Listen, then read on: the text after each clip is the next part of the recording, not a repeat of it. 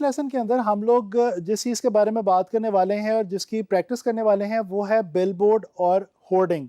अच्छा, सबसे पहली तो बात ये कि बिलबोर्ड और होर्डिंग दोनों एक ही चीज़ के दो नाम हैं, मुख्तलिफ नाम हैं। कुछ मुल्कों के अंदर दुनिया में बिलबोर्ड के नाम से ये मीडियम जो है वो जाना जाता है और कुछ मुल्कों में होर्डिंग के नाम से जाना जाता है, तो इस पे बिल्कुल भी आप लोगों ने कंफ्यूज नहीं होना। अच्छा, अब मैं थोड़ा सा आपको गाइड करता चलूँ बिलबोर्ड या होर्डिंग के स्टैंडर्ड साइजेस के हवाले से। देखें, बिलबोर्ड एक ऐसी चीज़ है जो कि किसी भी आउटडोर स्पेस के अंदर किसी भी ख़ास जगह पे लग सकती है, तो लिहाजा इसका कोई ख़ास एज सच स्टैंडर्ड साइज़ तो नहीं है। ये ज़्यादातर जिस जगह पे इसने डिस्प्ले होना होता है उस जगह के हवाले से ही इसका जो है वो साइज़ मुतय्यन किया जाता है। लेकिन फिर भी कुछ आइडिया मैं आपको दे देता हूँ बिलबोर्ड के साइज़ की रेशो के हवाले से। देखिए, जो बिलबोर्ड का साइज़ है वो आम तौर पे ज़्यादातर 3/1 की रेशो में पाया जाता है। एक तो ये कि बिलबोर्ड जो है वो ज़्यादातर लैंडस्केप मीडियम है और ये लैंडस्केप ओरिएंटेशन के अंदर ज़्यादातर डिज़ाइन किया जाता है, लेकिन ऐसा नहीं है कि पोर्ट्रेट में नहीं होता। पोर्ट्रेट में भी अब जो है ये काफ़ी ज़्यादा डिज़ाइन होना शुरू हो गया है, लेकिन अभी भी ट्रेडिशनली जो एक बिलबोर्ड या होर्डिंग है, ये एक जो है वो रेक्टेंगुलर फॉर्म में आपको लगी सड़कों के ऊपर जो है ये हॉरिजॉन्टल ओरिएंटेशन में लगी आपको नज़र आती है। अच्छा जी, इसका जो 3/1 का रेशो है उसके अकॉर्डिंगली एक आपको एग्जांपल देता हूँ कि मिसाल के तौर पे रोड के ऊपर 60 फीट विड्थ और 20 फीट हाइट की अगर एक बिलबोर्ड लगी हो या एक होर्डिंग लगी हो, तो उसका जो एक्चुअल साइज का रेशो है वो 3/1 का है, यानी कि उसकी विड्थ अगर 3 है तो उसकी हाइट जो है वो 1 होगी। अच्छा, अब जब हम डिज़ाइन करने लगते हैं बिलबोर्ड को या होर्डिंग को, तो उसमें हमें जो एक मेजर प्रॉब्लम साइज़ के हवाले से आता है, वो अगेन इसी वजह से क्योंकि ये एक लार्ज साइज़ का मीडियम है, तो वो ये आता है कि हम फीट को इंचेस में कन्वर्ट कर रहे होते हैं। देखिए, हमारे पास जो सॉफ्टवेयर्स हैं इलस्ट्रेटर और फोटोशॉप वगैरह, ये हमें फीट का यूनिट प्रोवाइड नहीं करते, ऑफ़र नहीं करते। इनमें जो सबसे बड़ा मैक्सिमम जो हमारे पास यूनिट ऑफ मेजरमेंट है वो है इंचेस का। जबकि ये जो बिलबोर्ड या होर्डिंग है ये एक्चुअली फीट के अंदर मेजर होती हैं और फीट में ही इनका प्रिंट होता है और इनको डिस्प्ले किया जाता है। तो हम बेसिकली करते क्या हैं कि फीट को हम इंचेस में कन्वर्ट कर लेते हैं। यानी मिसाल के तौर पे अगर 60 फीट बाय 20 फीट की एक होर्डिंग है, तो हम उसको कंसिडर करेंगे 60 इंचेस बाय 20 इंचेस। और हम करेंगे क्या कि रेजोल्यूशन जो है वो हम 200 की बजाय थोड़ी सी ज़्यादा कर देंगे, 300 या 400, या आइडियली अगर सिस्टम सपोर्ट करता हो तो इससे भी ज़्यादा रेजोल्यूशन जो है वो रखी जा सकती है, ताकि जो हम फीट को यूनिट में कन्वर्ट कर रहे हैं यानी बड़े यूनिट को छोटे यूनिट में कन्वर्ट कर रहे हैं, वो चीज़ रेजोल्यूशन के मदद से कंपनसेट की जा सके। अच्छा, इसके अलावा अक्सर आम तौर पे हमारे जो सिस्टम्स हैं वो इस साइज को भी आसानी से सपोर्ट नहीं कर पाते, यानी 60 फीट 60 इंचेस बाय 20 इंचेस का अगर आप साइज लगाएं फोटोशॉप में और आप रेजोल्यूशन 400 लगा दें, तो माइट भी पॉसिबल कि अगर आपका सिस्टम जो है वो बहुत हाई स्पेक्स का नहीं है तो वो आपको डिले का शिकार कर सकता है फोटोशॉप में वर्किंग करते हुए।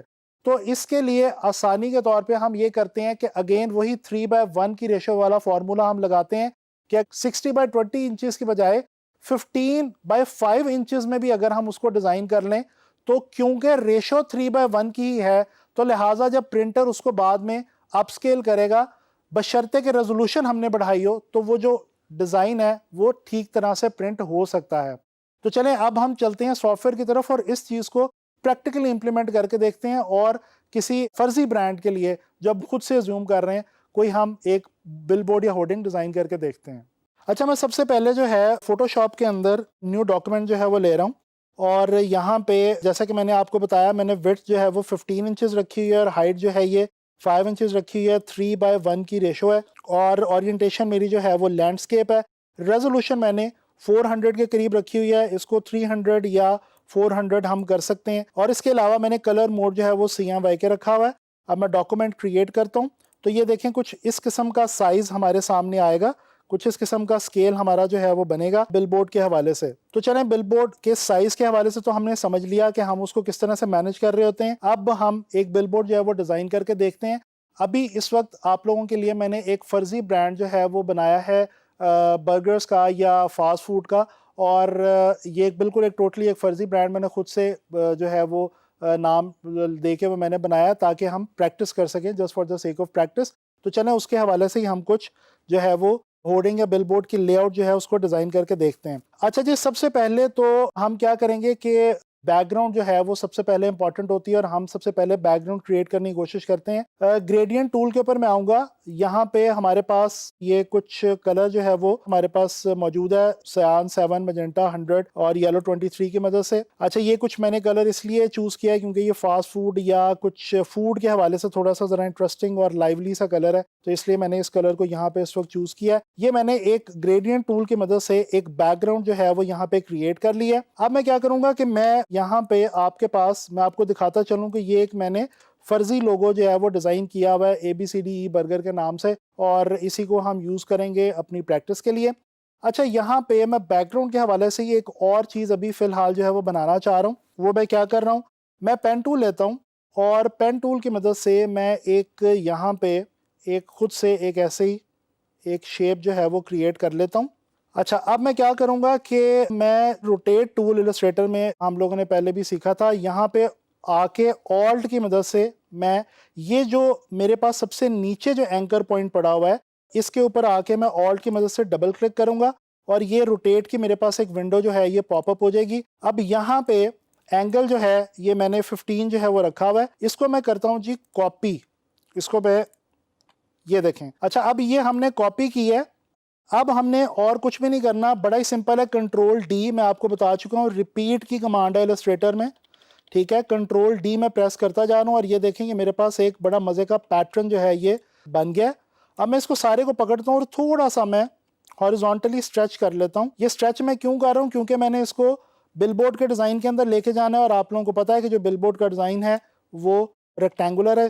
इसको अब मैं यहाँ से करता हूँ कंट्रोल सी यानी कि कॉपी, और यहाँ पे न्यू लेयर लेके फोटोशॉप में इसको मैं करता हूँ जी paste as a smart object, ठीक है। यहाँ पे इसका मैं साइज थोड़ा सा जो है वो बढ़ा देता हूँ।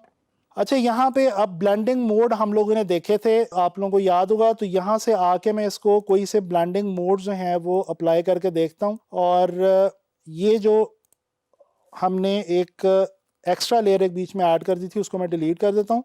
अब ये जनाबी अली मैं ब्लेंडिंग मोड जो है वो यहाँ पे इसके ऊपर अप्लाई करके देखता हूँ, और एरो की मदद से हम इसको बड़े आराम से ब्लेंडिंग मोड्स को जो है वो देख सकते हैं। ये सॉफ्ट लाइट जो है ये मुझे कुछ थोड़ा सा बेहतर लग रहा है, ये मर्ज हो रहा है मेरे बैकग्राउंड के अंदर मेरा जो एलिमेंट है। प्लस मैं इसकी ओपेसिटी जो है वो भी थोड़ी सी कम कर देता हूँ। मैं इसकी ओपेसिटी जो है वो 60% कर देता हूँ ताकि मैंने डिज़ाइन एलिमेंट्स यहाँ पे रखने होंगे उनके ऊपर ओवर पावर ना करे और ये एक जस्ट सर्व करे as a background, that's it. अच्छा जी, अब ये हमने कुछ थोड़ी सी बैकग्राउंड जो है वो यहाँ पे क्रिएट कर ली। अच्छा जी, ये अब मेरे पास कुछ चीज़ें पड़ी हुई हैं, तो इधर से ये PNG फॉर्म के अंदर मेरे पास एक ये बर्गर का इमेज है, ठीक है। और क्योंकि मैंने आपको बताया कि हम बर्गर या फास्ट फूड के हवाले से काम करने लगे हैं, तो ये हम यहाँ पे इसको ला के जो है वो प्लेस कर देते हैं। इसको थोड़ा सा मैं और छोटा करूँगा, ठीक है जी। और इसी तरह से मेरे पास ये एक कोला की PNG जो है ये पड़ी हुई है, ठीक है। ये आप देख सकते हैं। इसको मैं फ़ोटोशॉप के अंदर डायरेक्टली ओपन करके वहीं पे क्रॉप कर लेता हूँ। इसको मैं ये देखें यहाँ पे एक न्यू डॉक्यूमेंट के तौर पे ओपन करता हूँ। अब मैं क्या करूँगा कि मैं इसकी जो है वो पेन टूल की मदद से पाथ बना के इसकी मैं क्रॉपिंग कर लूँगा। ये पेन टूल मैंने सेलेक्ट किया और अब ये जो मेरे पास पूरा पोर्शन है इसको मैं सेलेक्ट करके इसकी मैं कर लूँगा क्रॉपिंग। क्रॉपिंग ये आप लोगों को याद होगा, मैंने आप लोगों को सिखाई थी, एक पूरा लेसन इसके ऊपर दिया था और मैंने आप लोगों को बताया था कि जितना ज़्यादा जूम करके आप क्रॉपिंग करेंगे उतनी ज़्यादा बेहतर क्रॉपिंग आप लोगों की होगी, ठीक है जी। यहाँ पे अब इसको मैं शिफ्ट की मदद से स्ट्रेट लेके जा रहा हूँ नीचे, क्योंकि स्ट्रेट लाइन है, तो जहाँ पे स्ट्रेट लाइन आ जाए वहाँ पे आप लोगों को मैंने टिप दी थी कि शिफ्ट की मदद से बड़े आराम से आप लोग इसको क्रॉप कर सकते हैं।